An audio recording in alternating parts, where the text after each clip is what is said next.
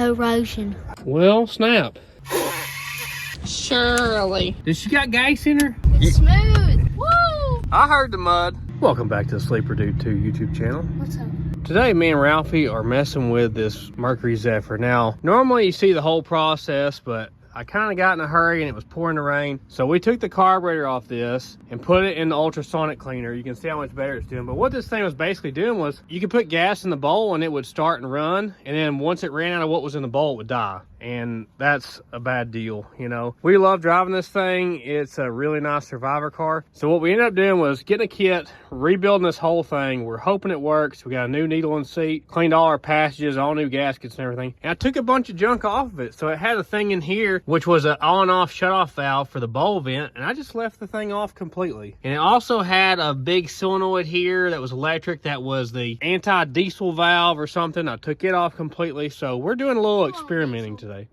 Exactly. It's not a diesel. Why would it need that? Yeah. So we also got into all these vacuum hoses. So it has a bunch of these switches like that one, this one, that one, that are basically, as the coolant temp heats up, it opens and closes different vacuum ports. So I got mad at it, and this is what we cut off here. So we took the smog pump off that was locked up anyway, didn't even have a belt on it. Took all the smog pump hoses off. We even took the PCV system off. We took off all these vacuum hoses that go to different temperature controlled switches. So we just basically put it back to kind of how the Falcon is, you know? Yeah. Old school.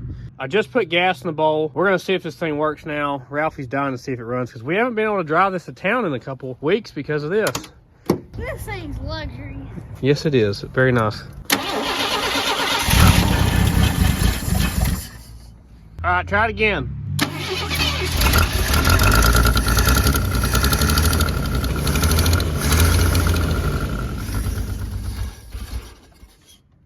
So it's still doing the same thing. Starts up, dies, starts up, dies. So now me and Ralphie are wondering, did we just rebuild this whole carburetor for nothing? Like, is it a fuel supply issue? Because Ralphie just looked at the fuel filter and it looks empty.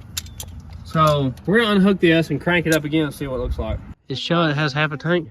Surely our new fuel pump hasn't went bad already. Try it, Ralphie.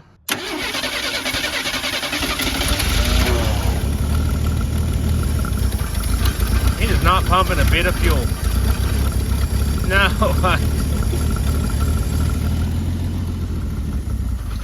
It isn't pumping any fuel at all. I took that whole carb apart and spent a whole day going through it. It was worth it though. Well, it is very shiny now. Run better. So why are we getting no fuel? We have half a tank. Is our pump went bad? Corrosion. Corrosion. I don't know if that's a thing. Sitting too long. We need to give this a brand new fuel supply, like with a boat tank if it'll run. Like maybe the sock inside the tank or something stopped up. Okay. You gonna hook it up? Quit sniffing the gas. We unhooked our factory supply line there with our filter. If this fixes it, that's so ridiculous. What would it be? Probably like the sock in the tank stopped up, the sending unit. All right, crank it up and let's see. Did we ever put a new tank in it? No. Oh. We just rinsed it out and filled it up, I think.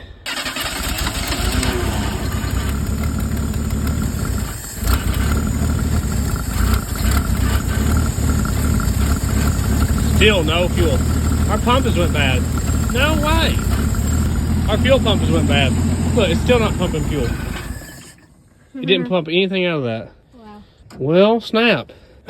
That seems crazy. I mean, that pump has like... Corrosion. That pump may have 1,000 miles on it or less. And it's already went bad. Okay, I guess we're getting a pump. That's easier though than taking the tank out in the sending unit. Yeah.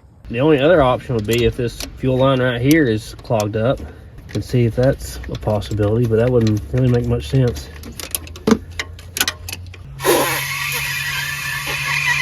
No, it's not that. Okay. Yeah, that tastes awful. I guess we're taking the fuel pump off. I would have never even thought that was it at all. I don't remember if we got it from Wrong Auto or O'Reilly's. Ooh. So that oil. M603. Doesn't say a brand name though. Let's see what it does when I do this.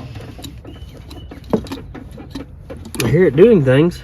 Well, it's a couple days later. O'Reilly's actually warranted this thing for me. I did actually buy it at O'Reilly's, so that was nice of them. I'm gonna put some assembly lube on this arm for this fuel pump here. That way it doesn't have a dry startup, you know? And you always want to make sure it's up on the lobe. These are not as critical because it goes on the cam lobe, but If you have like a fuel pump push rod, it's more important to make sure the push rod's up. But she's gonna eat the paperwork. Surely this is gonna fix it, right? Surely. Surely. I sure hope this is. We left this fuel line loose just so we can see if it's working or not. Try it, Ralphie. Yeah, I'm feeling it. All right, shut off, shut off, shut off. Look, it's pumping up here. I can't believe that.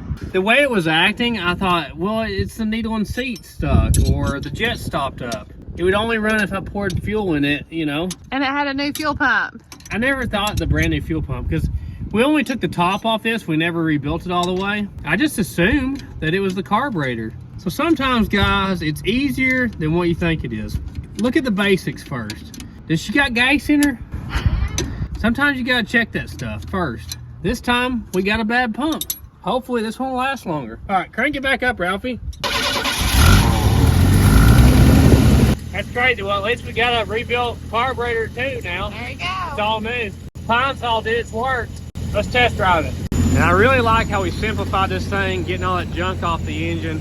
I've been doing that stuff my whole life, so we don't have any of that smog stuff that wasn't working anyway. All those extra vacuum hoses that are just gonna leak. But we are gonna put the breather back on it.